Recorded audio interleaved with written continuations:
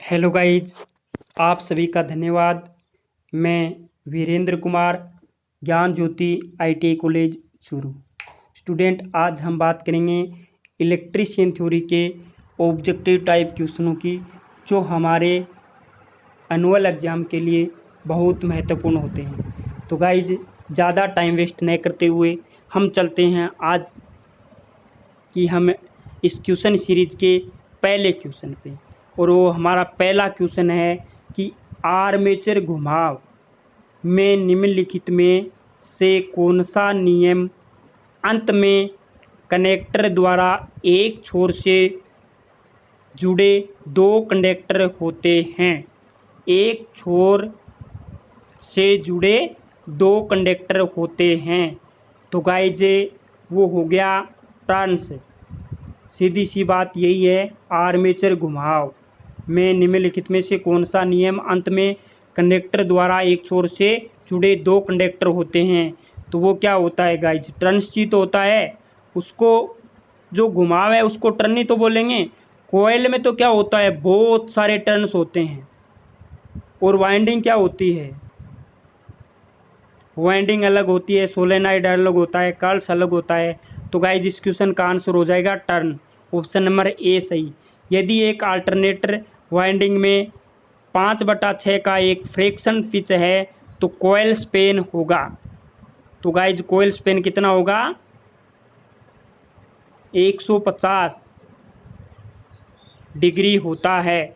कोयल Spain कितना होता है? 150 डिग्री। ओके गाइज, हमारा अगला और नेक्स्ट क्वेश्चन नंबर है 53। एक अल्टरनेटर के पावर फैक्टर का निर्धारण इसके गति से होता है, लोड से होता है, एक्साइटेशन से होता है, प्राइम मूवर से होता है, या ए और बी दोनों से होता है। तो गाइज, सीधी सी बात है कि एक अल्टरनेटर के पावर फैक्टर का निर्धारण है वो इसके लोड से होता है। पावर फैक्टर किस पे डिपेंड करता है? लोड पे डिपेंड करता है अल्टरनेटर का। तो गाइज, हमारे इस क्वेश्चन का आंसर है वो ऑप्शन नंबर बी सही हो जाएगा। ओके गाइज, हमारा अगला और नेक्स्ट क्वेश्चन, एक स्थिर आर्मेचर वाले एक अल्टरनेटर में प्रत्येक लीड किससे जुड़ी होती है? एक स्थिर आर्मेचर वाले एक अल्टरनेटर में प्रत्येक लीड किससे जुड़ी होती है? स्लिप रिंग से, बस बार से, ब्रशेज से, ए और सी दोनों से, एक्साइटर से। एक स्थिर आर्मेचर वाले एक अल्टरनेटर में प्रत्येक लीड एक स्थिर आर्मेचर वाले एक अल्टरनेटर में प्रत्येक लीड किससे जुड़ी होती है? तो गाइज, इस क्वेश्चन का आंसर है वो ऑप्शन नंबर ए होगा मेरे हिसाब से। तो स्लिप रिंग से जुड़ी हुई होती है। इसमें मैं कुछ कह नहीं सकता गाइज, क्योंकि बस बार है। अल्टरनेटर में प्रत्येक लीड किससे जुड़ी होती है? सॉरी, इसका ये भी हो सकता है, एक स्थिर आर्मेचर वाले एक अल्टरनेटर में प्रत्येक लीड किससे जुड़ी होती है, क्योंकि अल्टरनेटर क्या काम करता है? एसी उत्पादन का काम करता है। और उस एसी उत्पादन का जो एसी का उत्पादन होता है, तो वो हम क्या करते हैं, उनकी मेन सप्लाई को बस बार के द्वारा ला सकते हैं। तो गाइज, मेरे हिसाब से इस क्वेश्चन का आंसर है वो यही होता है, स्लिप रिंग। लेकिन इसमें थोड़ा डाउट है गाइज, मैं आपको बता दूंगा बाद में। अगला क्वेश्चन है गाइज हमारा, 3 फेज अल्टरनेटर में प्रेरित वोल्टेज अन्य दोनों वाइंडिंग में वोल्टेज के साथ प्रत्येक वाइंडिंग 3 फेज की है। 3 फेज अल्टरनेटर प्रेरित वोल्टेज अन्य दोनों वाइंडिंगों में वोल्टेज के साथ प्रत्येक वाइंडिंग के फेज के 120 डिग्री फेज के बाहर 120 डिग्री होती है। यानी सीधी सी बात यही है गाइज कि 3 फेज का अल्टरनेटर है, उसमें तीनों फेजों के मध्य कलांतर है वो 120 डिग्री होता है। लेकिन यहाँ पे दे रखा है 120, एक ही जगह दे रखा है, फेज के बाहर है 120 डिग्री। तो ऑप्शन नंबर ए सही हो जाएगा। क्वेश्चन को घुमा दिया गया है। ओके गाइज, हमारा अगला और नेक्स्ट क्वेश्चन, एक स्क्विरल केज इंडक्शन मोटर का स्टार डेल्टा स्टार्टर एक ऑटो ट्रांसफॉर्मर स्टार्टर के तुल्य किस प्रकार होता है? किस प्रकार होता है? 85% tapping, 58% tapping, 45% tapping, 33% tapping, 23% tapping. तो गाइज एक स्क्विरल केज इंडक्शन मोटर का स्टार डेल्टा स्टार्टर है, वो एक ऑटो ट्रांसफॉर्मर स्टार्टर के तुल्य किस प्रकार होता है? 58% टेपिंग। ऑप्शन नंबर बी सही हो जाएगा। ओके गाइज, हमारा अगला और next question, electric discharge lamp में प्रकाश किस प्रकार पैदा होता है? इलेक्ट्रिक डिस्चार्ज लैंप में प्रकाश किस प्रकार पैदा होता है? करंट का तापन प्रभाव, करंट का चुंबकीय प्रभाव, किसी गैस का वाष्प का आयनीकरण, कार्बन इलेक्ट्रोड या विद्युतस्थैतिक प्रभाव। तो गाइज इस क्वेश्चन का आंसर ऑप्शन नंबर सी हो जाएगा, किसी गैस या वाष्प का आयनीकरण, सी। ओके गाइज, हमारा अगला और next question, forward bias PN junction में क्या होता है? फॉरवर्ड बायस से पीएन जंक्शन है, पीएन में क्या होता है? उच्च प्रतिरोध होता है, निम्न प्रतिरोध होता है, अनंत प्रतिरोध होता है, कम धारिता होती है, उच्च धारिता होती है। तो guys forward bias PN junction में निम्न प्रतिरोध होता है। ऑप्शन नंबर है वो बी सही हो जाएगा। ओके गाइज, हमारा अगला और नेक्स्ट क्वेश्चन, एक फील्ड इफेक्ट ट्रांजिस्टर क्या है? एक ध्रुवीय उपकरण, एक द्विध्रुवीय उपकरण, एक करंट नियंत्रित उपकरण, एक डायोड, एक वोल्टेज नियंत्रित उपकरण है। तो एक फील्ड इफेक्ट ट्रांजिस्टर क्या है? एक ध्रुवीय उपकरण है। ओके गाइज, क्या है? एक ध्रुवीय उपकरण।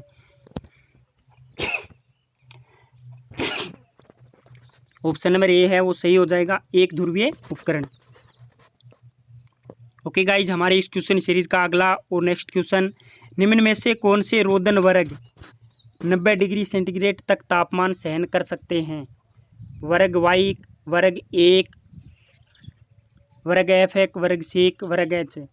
तो गाइज ये एक है, क्या है? अर्धचालकों, तापमान के आधार पर अर्धचालकों का वर्गीकरण है गाइज। इसमें 5 प्रकार के होते हैं, वर्ग ए, वर्ग सी, वर्ग वाई, वर्ग एफ, वर्ग एच। तो इसमें जो 90 डिग्री सेल्सियस है वो कौन से वर्ग का तापमान है? वर्ग वाई। ऑप्शन नंबर ए सही हो जाएगा। ओके गाइज, हमारा अगला और नेक्स्ट क्वेश्चन, निम्न में से क्या मानक संचरण वोल्टेज नहीं है? निम्न में से क्या मानक संचरण वोल्टेज नहीं है? सीधी सी बात है गाइज कि 132 केवी, 222 केवी, 400 केवी, 750 केवी, इनमें से कोई नहीं, इनमें से कोई नहीं तो हो ही नहीं सकता। 132 केवी की लाइन हमने सुनी है, होता है। ये पूछा है कि मानक संचरण वोल्टेज नहीं है, हमें वो वोल्टेज का, उस वोल्टेज का मान बताना है कि जिस मान पर वोल्टेज का ट्रांसमिशन नहीं होता। तो 222 केवी पर भारत में वोल्टेज का ट्रांसमिशन नहीं होता। कितना होता है? 132 केवी पर होता है। आपने सुना होगा 132 केवी जीएसएस, 400 केवी पर होता है और 750 केवी पर भी होता है।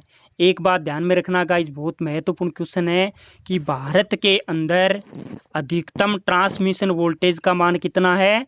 750 वोल्टेज, 750 किलो वोल्ट, 750 से किलो वोल्ट। अगर ऐसा क्वेश्चन आ जाए कि भारत के अंदर अधिकतम ट्रांसमिशन वोल्टेज का मान कितना है, तो गाइज पहले था 400 किलो वोल्ट और अब अधिकतम कितना मान है? 750 से किलो वोल्ट, यानी 7,50,000 वोल्टेज का ट्रांसमिशन होता है भारत के अंदर। ओके गाइज, और पहले क्या था कि भारत के अंदर अधिकतम उत्पादन वोल्टेज का मान क्या था? तो पहले था गाइज 11,000 उत्पादन होता था, वो 11,000 वोल्टेज पे ही होता था। लेकिन अब क्या होता है? 33,000 वोल्टेज पे उत्पादन होता है। भारत के अंदर अधिकतम उत्पादन वोल्टेज का मान है 33,000 वोल्टेज और अधिकतम ट्रांसमिशन वोल्टेज का मान है 750 किलो वोल्ट केवी। ओके गाइज, हमारा अगला और नेक्स्ट क्वेश्चन, केबल में सुचालक पर रोधन की परत की मोटाई पर निर्भर करती है। केबल में सुचालक पर रोधन की परत की मोटाई किस पर निर्भर करती है? विद्युत धारा क्षमता पर एक, वोल्टेज पर एक, शक्ति घटक पर एक, प्रतिक्रियाशील शक्ति पर एक, तापमान पर। प्रतिक्रियाशील शक्ति को इंग्लिश में बोलते हैं रिएक्टिव पावर। तो ये निर्भर किस पे करती है? वोल्टेज पे। ऑप्शन नंबर बी सही हो जाएगा, वोल्टेज पे। ओके गाइज, हमारा अगला और नेक्स्ट क्वेश्चन, एक केबल में न्यूनतम पारदर्शिता गुण पर होता है कवच एक, बेंडिंग एक, आवरण एक, सुचालक सतह एक, सर्विंग। एक केबल में न्यूनतम पारदर्शिता गुण क्या होता है? पारदर्शिता गुण क्या होता है? आवरण। इस क्वेश्चन का आंसर क्या हो जाएगा? ऑप्शन नंबर सी, आवरण।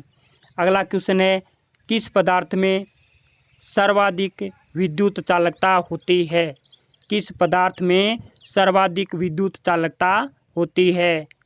ऑप्शन नंबर ए इस्पात, चांदी, एल्यूमिनियम, शीशा, जिंक। सीधी सी बात यही है गाइस, इस क्वेश्चन में यही पूछा गया है कि सर्वाधिक चालकता किसकी होती है? तो किसकी होती है सर्वाधिक चालकता? चांदी की। बी। सबसे अच्छा सुचालक पदार्थ कौन सा है? चांदी।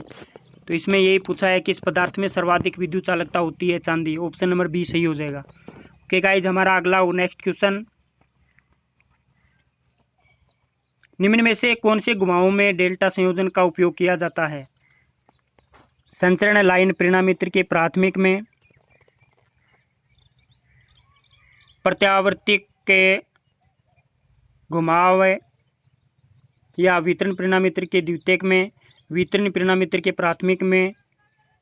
सीधी सी बात यही है गाइज कि निम्न में से कौन से घुमावों में डेल्टा का उपयोग किया जाता है? डेल्टा का। तो वितरण परिणामीत्र के प्राथमिक में डेल्टा का उपयोग किया जाता है, और वितरण परिणामीत्र के द्वितीयक में स्टार का इस्तेमाल किया जाता है, क्योंकि स्टार में क्या होता है? 4 पॉइंट मिलते हैं, आर वाई बी, 3 फेज मिलते हैं और एक न्यूट्रल पॉइंट भी मिलता है। तो वितरण परिणामीत्र के द्वितीयक में तो स्टार संयोजन होता है, और वितरण परिणामीत्र के प्राथमिक में डेल्टा संयोजन होता है। तो 65 नंबर क्वेश्चन का आंसर है वो ऑप्शन नंबर डी सही हो जाएगा, वितरण परिणामीत्र के प्राथमिक में। ओके गाइज, हमारा अगला और नेक्स्ट क्वेश्चन, अवमंदक घुमाव भार विद्युत धारा को कम करने के लिए, हंटिंग को रोकने के लिए, अवरोधन को घटाने के लिए, विद्युत भार विद्युत धारा को बढ़ाने के लिए, किसके लिए किया जाता है? अवमंदक घुमाव हंटिंग को रोकने के लिए किया जाता है। तो गाइज इस क्वेश्चन का आंसर है वो ऑप्शन नंबर बी सही हो जाएगा। ओके गाइज, हमारा अगला और नेक्स्ट क्वेश्चन, 1000 वोल्ट तक की केबलों को, 1000 वोल्ट तक की केबलों को निम्न तनाव केबल, उच्च तनाव केबल, सुपर तनाव केबल, अतिरिक्त उच्च तनाव केबल, अतिरिक्त सुपर वोल्टता केबल कहा जाता है या के रूप में वर्गीकृत किया जाता है। तो गाइज ये भी वोल्टेज की भी, केबल की भी वोल्टेज सहन सीमा होती है। तो 1000 वोल्ट तक की केबलों को निम्न तनाव केबल के अंतर्गत के रूप में वर्गीकृत किया गया है। ओके गाइज, इस क्वेश्चन का आंसर ऑप्शन नंबर ए सही हो जाएगा। ओके गाइज, हमारा अगला और नेक्स्ट क्वेश्चन, स्कॉट संयोजन में टीजर परिणामीत्र के घुमावों को तटस्थ बिंदु 2:1 के अनुपात में विभाजित किया करता है। 1:1, 1:3, 1:4, 1:5 है। तो स्कॉट संयोजन में टीजर परिणामीत्र के घुमावों को तटस्थ बिंदु 2:1 अनुपात में विभाजित करता है। इस क्वेश्चन का आंसर है वो ऑप्शन नंबर ए सही हो जाएगा। ओके गाइज, हमारा अगला और नेक्स्ट क्वेश्चन, सहायक तार उपकरणों के आधार और आवरण से निर्मित होते हैं। सहायक तार उपकरणों के आधार और आवरण से निर्मित होते हैं। दहनीय पदार्थ एक, अदहनीय पदार्थ एक, सुचालक पदार्थ एक, संक्षारण प्रतिरोधी पदार्थ एक, ऊष्मा प्रतिरोधी पदार्थ है। तो गाइज वो क्या होता है, सहायक तार या उपकरणों के आधार और आवरण है वो अदहनीय। अदहनीय वो होता है गाइज जिसमें आग नहीं लगती, ज्वलनशील नहीं होता, तो अदहनीय पदार्थ से निर्मित होते हैं। ऑप्शन नंबर बी सही हो जाएगा। ओके गाइज, हमारी इस क्वेश्चन सीरीज का अगला और नेक्स्ट क्वेश्चन, तार से निर्मित जंक्शन बॉक्स। तार से निर्मित जंक्शन बॉक्स केबल लंबाई के संबंध में अधिक किफायती होता है। श्रमिक एक, मूल्य एक, शक्ति बचत एक, ए और बी दोनों। तार से निर्मित जंक्शन बॉक्स से केबल लंबाई के संबंध में अधिक किफायती होता है। तो गाइज हमारे इस क्वेश्चन का आंसर है वो ऑप्शन नंबर ए सही हो जाएगा। ओके गाइज, हमारा अगला और नेक्स्ट क्वेश्चन, गुटके पर टीआरएस केबल उन स्थानों के लिए उपयुक्त है। गुटके पर TRS tough rubber stud cable उन स्थानों के लिए उपयुक्त है जो सूर्य और वृषा में प्रकट नहीं होते, जो वातावरण में प्रकट होते हैं, जहां अम्ल और क्षारक उपस्थित होते हैं, आग का खतरा उपस्थित होता है, नम क्षेत्र पर है, जो सूर्य और वृषा में प्रकट नहीं होते। ए। ओके गाइज, इस क्वेश्चन का आंसर है ए हो जाएगा। अगला और नेक्स्ट क्वेश्चन, विद्युत धारा के प्रभाव का कारण फ्यूज परिचालित होता है। किस प्रभाव के कारण, विद्युत धारा के कौन से प्रभाव के कारण है वो फ्यूज प्रचालित होता है? चुंबकीय एक, विद्युत स्थैतिक एक, ऊष्मीय एक, रासायनिक एक, इनमें से कोई नहीं। तो भैया सीधी सी बात है कि जब फ्यूज से अत्यधिक धारा बहती है तो क्या होता है, फ्यूज जल जाता है। तो वो क्या होता है, ऊष्मीय। विद्युत धारा के ऊष्मीय प्रभाव के कारण फ्यूज है वो परिचालित होता है। इस क्वेश्चन का आंसर है वो ऑप्शन नंबर सी सही हो जाएगा। ऑप्शन नंबर सी सही। ओके गाइज, हमारा अगला और नेक्स्ट क्वेश्चन, 5 एम्पियर के लिए निर्धारित परिपथ हेतु टिंड ताम्र तार का सही आकार होता है। 5 एम्पियर के लिए निर्धारित परिपथ हेतु टिंड ताम्र तार का सही आकार होता है। तो गाइज वो होता है 35 SWG। कितना होता है, 35 SWG। ऑप्शन नंबर ए सही हो जाएगा, 35 SWG। Standard wire gauge 35 1, 36 1, 37 1, 38 1, 39 SWG। तो इसका आंसर हो जाएगा 35 SWG। ओके गाइज, हमारा अगला और नेक्स्ट क्वेश्चन, विभवांतर जो तापावरोधन के भंजन का कारण होता है। विभवांतर जो तापावरोधन के भंजन का कारण होता है भंजन वोल्टता, इंडक्टेंस एक, रोधन प्रतिरोध एक, एम्पेंसिटिक इम्पीडेंस। तो गाइज वो क्या है, भंजन वोल्टता। विभवांतर जो तापावरोधन के भंजन का कारण होता है भंजन वोल्टता है। ए, ऑप्शन नंबर ए सही हो जाएगा। ओके गाइज, हमारा अगला और नेक्स्ट क्वेश्चन, एक लघु आवेशन विद्युत धारा के साथ बैटरी की दीर्घ आवेशन की प्रक्रिया।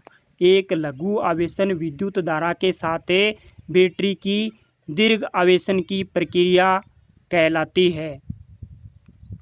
त्वरित आवेशक, तेज आवेशनक, उच्च आवेशनक, रिसाव आवेशनक, तीव्र आवेशन। तो गाइज वो होगा रिसाव आवेशन। एक लघु आवेशन विद्युत धारा के साथ बैटरी की दीर्घ आवेशन की प्रक्रिया रिसाव आवेशन कहलाती है। ऑप्शन नंबर डी सही हो जाएगा। ओके गाइज, हमारा अगला और नेक्स्ट क्वेश्चन, एडिशन सेल में प्रयुक्त विद्युत अपघट्य है। एडिशन सेल में प्रयुक्त विद्युत अपघट्य है। जब आप एडिशन सेल को पढ़ोगे तो उसमें विद्युत अपघट्य पदार्थ के रूप में किसका इस्तेमाल किया जाता है वो मिल जाएगा। तो गाइज इसमें सेल में कौन सा विद्युत अपघट्य पदार्थ होता है, से KOH। KOH को बोलते हैं पोटेशियम हाइड्रोक्साइड। KOH को बोलते हैं पोटेशियम हाइड्रोक्साइड। तो ऑप्शन नंबर सी सही हो जाएगा। ओके गाइज, हमारा अगला और नेक्स्ट क्वेश्चन, सीसा अम्ल बैटरी में फिल्टरों को क्यों प्रदान किया जाता है? गैसों के प्रवाह की सुगमता के लिए, गैसों के प्रवाह को रोकने के लिए, वाष्पों के माध्यम से अम्ल हानि को पुनः प्राप्त करने के लिए, ध्रुवीकरण की प्रकृति को घटाने के लिए। तो सीधी सी बात है गाइज, गैसों के प्रवाह की सुगमता के लिए, यानी जब बैटरी चार्ज होती है तो उनमें गैस है वो सुगमता से प्रवाहित हो जाए, इसलिए उसमें क्या फिल्टरों को प्रदान किया जाता है, फिल्टर प्रदान किए जाते हैं। तो ऑप्शन नंबर ए सही हो जाएगा, गैसों के प्रवाह की सुगमता के लिए, यानी गैसों का प्रवाह आसानी से हो सके। ओके गाइज, हमारा अगला और नेक्स्ट क्वेश्चन, एक परिपथ जिनमें न तो कोई ऊर्जा स्रोत है और न ही ईएमएफ स्रोत है, ईएमएफ स्रोत होता है कहलाता है। एक पक्षीय परिपथ, द्विपक्षीय परिपथ, निष्क्रिय परिपथ, सक्रिय परिपथ, खुला परिपथ। एक परिपथ जिनमें न तो कोई ऊर्जा स्रोत है और न ही ईएमएफ स्रोत होता है, तो वो क्या कहलाता है, निष्क्रिय परिपथ कहलाता है। ओके गाइज, हमारे इस क्वेश्चन का आंसर है वो ऑप्शन नंबर सी सही हो जाएगा। क्या कहलाता है, निष्क्रिय परिपथ। ओके गाइज, हमारा अगला और नेक्स्ट क्वेश्चन, एक बिंदु आवेश के कारण क्षेत्र के अंदर विद्युत क्षेत्र तीव्रता का मान, बिंदु आवेश के कारण क्षेत्र के अंदर विद्युत क्षेत्र तीव्रता का मान द्वारा निर्धारित किया जाता है। गॉस नियम के द्वारा, एम्पियर का नियम, कूलाम का नियम, मैक्सवेल का नियम, लेंज का नियम। बिंदु आवेश के कारण क्षेत्र के अंदर विद्युत क्षेत्र तीव्रता का मान है वो कूलम का नियम द्वारा निर्धारित किया जाता है। तो गाइस इस क्वेश्चन का आंसर ऑप्शन नंबर सी सही हो जाएगा, कूलम का नियम। ओके गाइज, हमारा अगला और नेक्स्ट क्वेश्चन, एक संधारित्र के आंतरिक तापन के लिए आमतौर पर किसे जिम्मेदार माना जाता है। एक संधारित्र के आंतरिक तापन के लिए आमतौर पर किसे जिम्मेदार माना जाता है, लीकेज प्रतिरोध को, डाइलेक्ट्रिक आवेश को, इलेक्ट्रॉन की गति को, प्लेट कंपन को, सी और डी दोनों को। एक संधारित्र के आंतरिक तापन के लिए आमतौर पर लीकेज प्रतिरोध को जिम्मेदार माना जाता है। ओके गाइज, हमारे इस क्वेश्चन सीरीज का 80 नंबर क्वेश्चन का आंसर है लीकेज परिपथ को, ऑप्शन नंबर ए सही हो जाएगा। ओके गाइज, हमारा अगला और नेक्स्ट क्वेश्चन, उपकरण में से गुजरने वाली विद्युत मात्रा के अनुसार कैलिब्रेटेड स्केल पर पॉइंटर विक्षेपित करने वाले टॉर्क को क्या कहा जाता है। उपकरण में से गुजरने वाली विद्युत मात्रा के अनुसार कैलिब्रेटेड स्केल पर पॉइंटर विक्षेपित करने वाले टॉर्क को क्या कहा जाता है, operating torque, restoring torque, doping torque, distracting torque, starting torque. तो गाइस इस क्वेश्चन का आंसर है ऑप्शन नंबर ए सही हो जाएगा, ऑपरेटिंग टॉर्क ए। निम्नलिखित में से, अगला क्वेश्चन है, निम्नलिखित में से कौन सा घटक ओम मीटर परिपथ में नहीं होता, स्थिर प्रतिरोधक, परिवर्ती प्रतिरोधक, संधारित्र, इंडक्टर, सी और डी दोनों। निम्नलिखित में से कौन सा घटक ओम मीटर परिपथ में नहीं होता, संधारित्र भी नहीं होता और इंडक्टर भी नहीं होता, ये दोनों नहीं होते, सी और डी दोनों नहीं होते। तो ऑप्शन है इस क्वेश्चन का आंसर क्या हो जाएगा, ऑप्शन नंबर ई। ओके गाइज, हमारा अगला और नेक्स्ट क्वेश्चन, एक मल्टीमीटर क्या माप सकता है। आगे ना बात है, आपने देखा भी होगा मल्टीमीटर, हमने बताया भी है कि मल्टीमीटर है वो किन किन राशियों का मापन करता है। मल्टीमीटर है वो करंट माप सकता है, वोल्टेज माप सकता है, तापमान, रेजिस्टेंस माप सकता है, तापमान भी, आजकल ऐसे भी मल्टीमीटर आते हैं गाइस जिससे टेम्परेचर भी माप सकते हैं। तो इन्हें सब एक मल्टीमीटर क्या माप सकता है, सीधी सी बात है, हम डी कर देते तापमान, अगर नहीं करते तो गलत हो जाता ना, क्योंकि मल्टीमीटर करंट भी मापता है, वोल्टेज भी मापता है, रेजिस्टेंस भी मापता है, इन तीनों का तो हमें पता है, तो क्या है लगभग इन सब को मापता है। कई मल्टीमीटर ऐसे आते हैं जो केवल जो तापमान को नहीं मापते, लेकिन आजकल ऐसे भी मल्टीमीटर आने लग गए जो तापमान को भी मापते हैं। तो इन सब ऑप्शन नंबर ए ही सही हो जाएगा। ओके गाइज, हमारा अगला और नेक्स्ट क्वेश्चन, विद्युत उपकरण में कंट्रोल स्प्रिंग के लिए किस धातु का उपयोग किया जाता है? विद्युत उपकरण में कंट्रोल स्प्रिंग के लिए किस धातु का उपयोग किया जाता है? इस्पात काक, नाइक्रोम काक, फॉस्फोर कांसा काक, चांदी काक, इन सब का। तो भैया विद्युत उपकरण में कंट्रोल स्प्रिंग के लिए किस धातु का उपयोग किया जाता है? सी, फॉस्फोरे कांसा या फॉस्फोरे ब्रोंज। फॉस्फोर ब्रोंज भी ऑप्शन मिल सकता है।